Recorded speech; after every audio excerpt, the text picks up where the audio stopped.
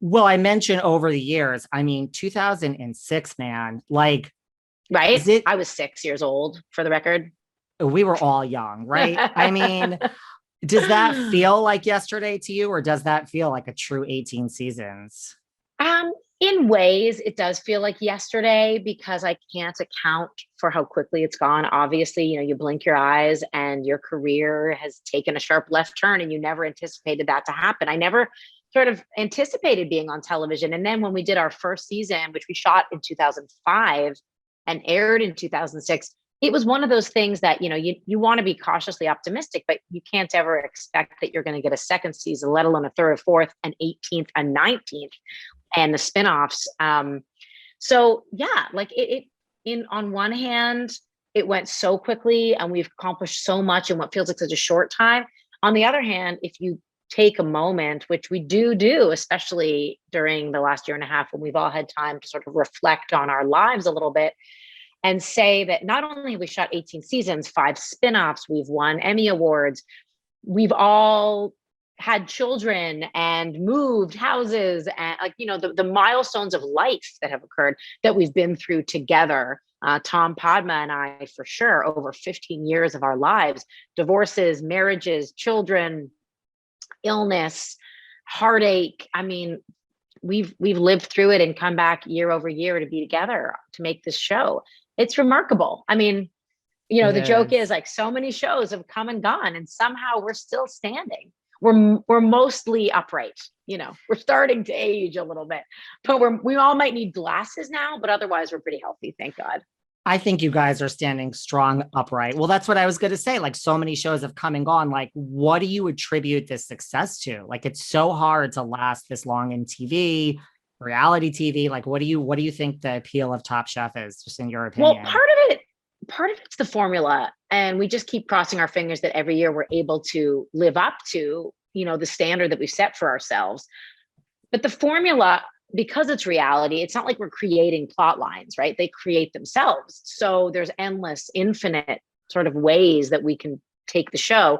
But I also think there's two things that really set it apart from other reality shows that haven't lasted as long, specifically in the culinary world.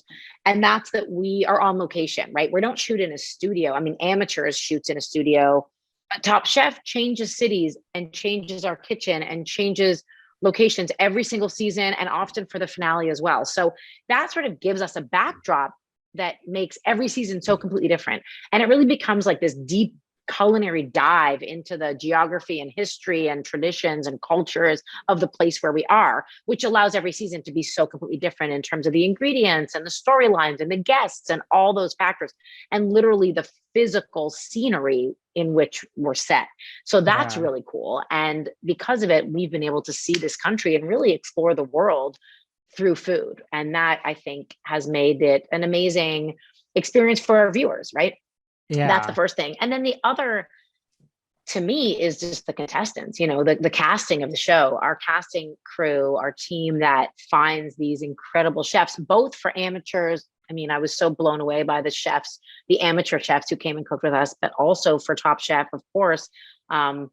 We've really discovered some talent. I can't take credit for what they did once they've left the show. And ultimately, they have been so successful. So many of them, they have literally changed the economy of the restaurant industry in America because there have been so many restaurants and television shows and cooking lines and books made by former Top Chef contestants over the years. And it's not just the winner, it's like really anyone on the show who takes that opportunity and has run with it. And I'm just like so amazed when I watch the talent, what we put them through, first of all, because we put them through a lot, right? Like it Yes. is so hard to get through our season. And every year they, the first thing they all say to me is, this is so much harder than it looks on TV. And it is. And then once they leave us and they go out into the world and they take that experience and they build from it and they go on to shepherd and mentor their own, team of people and be successful in their own right. And I think that is also what makes it such a successful show because our audience is so invested in the people, right? Like that's what it's about. It's not about us. It's not about our egos. It's not about yelling or criticizing or being, a-holes.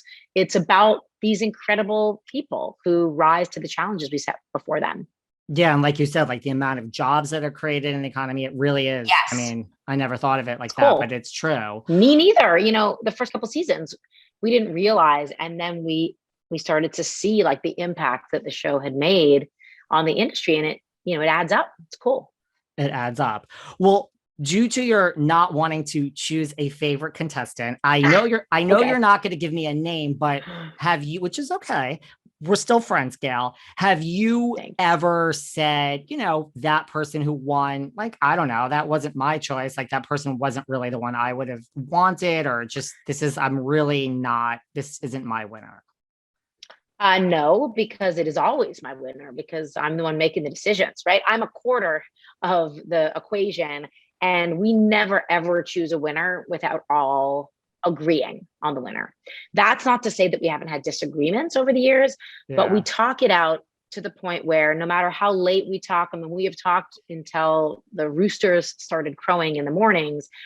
We have always made sure that the four of us at that table are unanimous with our decision. There are certainly times and people who, there's arguments to be made one way or the other. Sometimes they are less consistent, but they are more creative. Sometimes they are much more creative, but they didn't show the imagination that other people did. Sometimes, we're judging purely about what was set in front of us that moment, that meal, right? We don't take into account how they did along the way. We can't possibly, or else it wouldn't be fair to start judging on these very like vague other attributes.